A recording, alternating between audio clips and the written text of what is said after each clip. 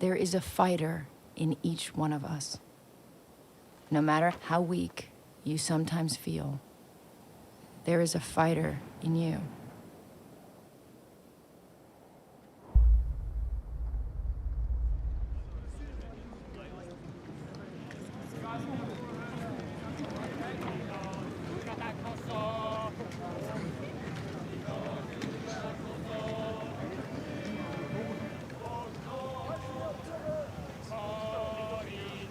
I was just so inspired by Louis's life, and I really felt I knew why so many people love the book.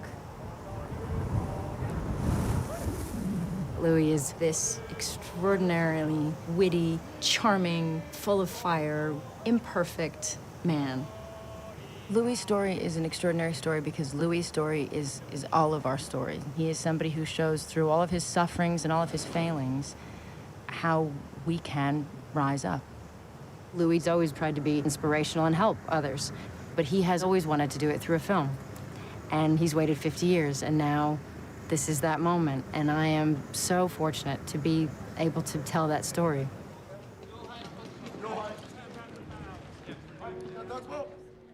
Look at that great family. Yeah, they were wonderful, except me. Well, you turned out all right. My youth was, I was rotten. I was a rotten kid, and I was inactive. Stand around, there's nothing to do, you get in trouble. I think I'd ended up in jail. I had a real professional criminal life. My excitement came from seeing what I could get away with. This is during Prohibition. So I got a milk bottle and I filled it full of white paint, turned it upside down, let it drain for a day, and it would fill the milk bottle full of liquor. You want me to rhyme down, say my line? If it feels right. Okay. Let's rehearse it up to that point.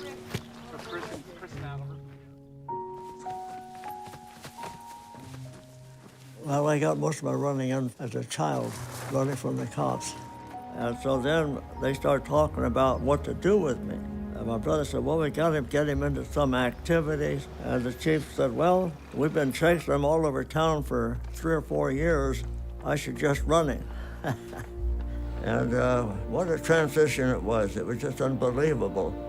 But I made up my mind, I'm going to give in. I'm going to go all out to be a runner. And so it wasn't long before I won my first race, and then I never lost another race for 5 years. Well, the Olympics, I was still just a high school graduate, and I thought the Olympics was too far out of my reach. Louis, a moment of pain is worth a lifetime of glory. You remember that?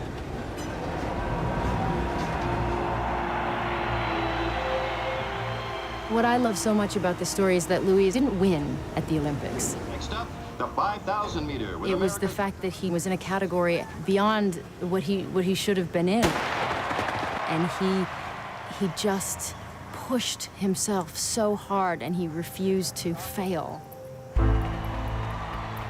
So all the great runners were out in front, and I couldn't keep up the pace because I gained 14 pounds on the boat eating all that free food. And Zamperini is fading too, dropping for But the last lap came, and I thought they were 50 yards ahead of me. And I remembered my brother telling me that. 1 minute of pain, so I took off, sprinted the whole last quarter. The entire stadium, everybody jumped to their feet. Look at that Zamperini! This might be the fastest final lap in Olympic history. That's one thing you learn in sports that's good for you is you don't give up. And that's important in the war, too. Get your cameras, boys. I'm gonna light it up like Christmas.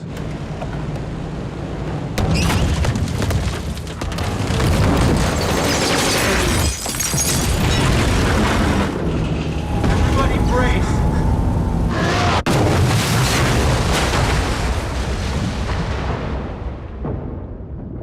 During the crash, I was thrown under the tripod. and I couldn't budge.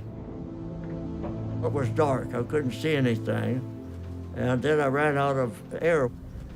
After I passed out, supposedly dead, my eyes opened.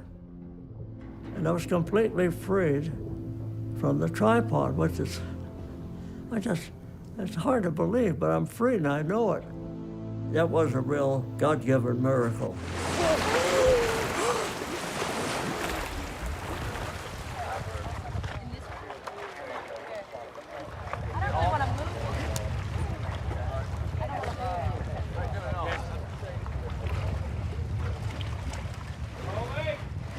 I don't know how anybody lived through it.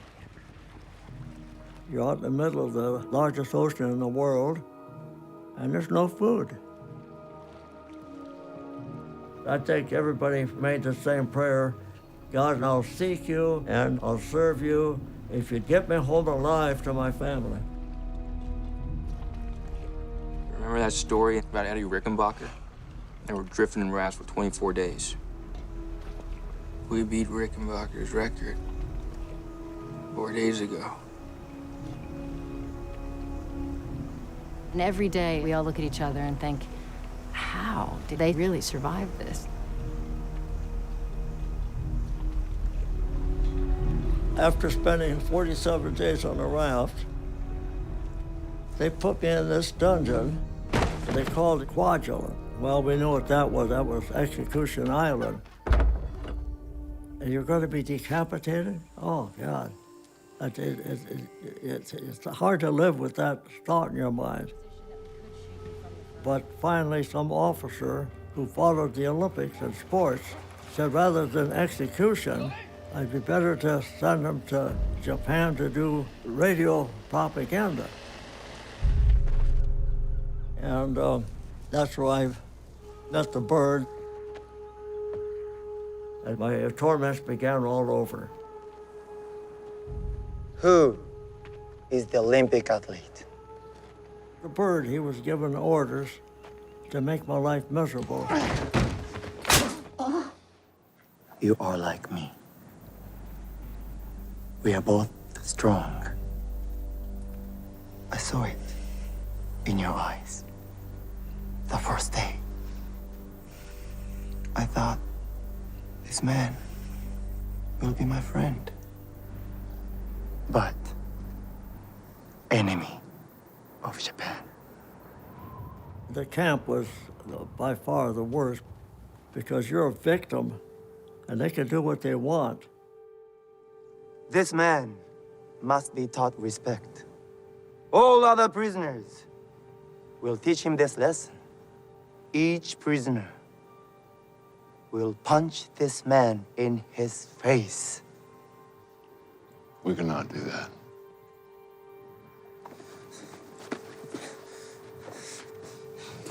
Don't do it, sir. Come on. Just get over it. Punch him!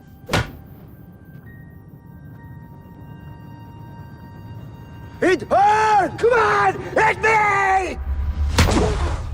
Next!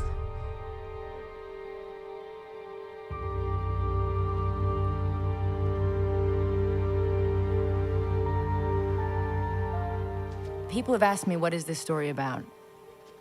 And his story is so big because he lived so many lives. But he faced every challenge. And what Louis did was he endured. And when he was knocked down, he got back up. And we've all been in that moment where we've just wanted to give up. And Louis felt that too. But he fought back and refused to be taken down. And this sweet little punk immigrant kid who didn't think very much of himself and felt he was going to amount to less than nothing, became an inspiration to the world.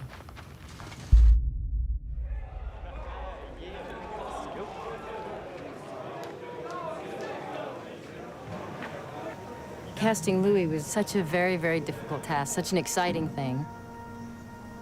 He had to be this person that you felt that the audience would root for. Somebody that does have a very strong spirit, and somebody who's soulful enough to love and respect Louis, to understand the growth and the faith of the man. I just feel completely honored by the fact that I'd be able to immortalize a life story of someone who's arguably lived 3 or 4 lifetimes. It was very interesting unraveling what it was about Louis that gave him that level of endurance and how that backed him up in a prisoner of war environment. So I really wanted to know what fueled him. I settled with the opinion that he's not the most important person in his thinking. He's gonna have his answer. And then when you want, I think Watanabe was sick, but he was very, very well educated. He was very intelligent. And he's described in the book as a beautifully crafted monster. And so you have to cast somebody that actually is quite the opposite of that, somebody who's a great person. Because it's not somebody that's going to enjoy being a villain. It's somebody that really doesn't want to be a villain, that will find the deeper side of what that means. Watanabe is such a complex character. He's so brutal. I think he was going insane. But he also had appreciation toward Louis. He thought Louis was a friend, but he was also afraid. He was also suffering in those moments. He was kind of trying to hide his weakness. So that's why I wanted to try to put humanity into the character. So Louis has been a part of the script, and he's been a part of the casting, and he's been a part of everything along the way. That's you, right? Yes. Louis joked with me. He said, I've been praying. Did you get your locations? I said, "Hi, we got our locations. Thanks for that." And then last night with the cyclone approaching, I thought, come on, Louis, you gotta pray. Pray we get some sun. Pray we get some sun. And now he's laughing at me. Now we get some rain. And we got sun all day until we finish shooting. And now it's raining. Let it just wash over you. I mean, it's important that it just feels real. It is such a big adventure. We're kind of retracing these extraordinary footprints. And so the journey we're on, from the visual effects to the scale and the size of the sets, to the rigs and the stunts and the raft work and the water work, somehow Louis' story brings people together to push themselves to be their best. And we go against difficult days, then you feel like that's what you got to do for Louis. To persevere, I think, is important for everybody. Don't give up, don't give in. There's always an answer to everything.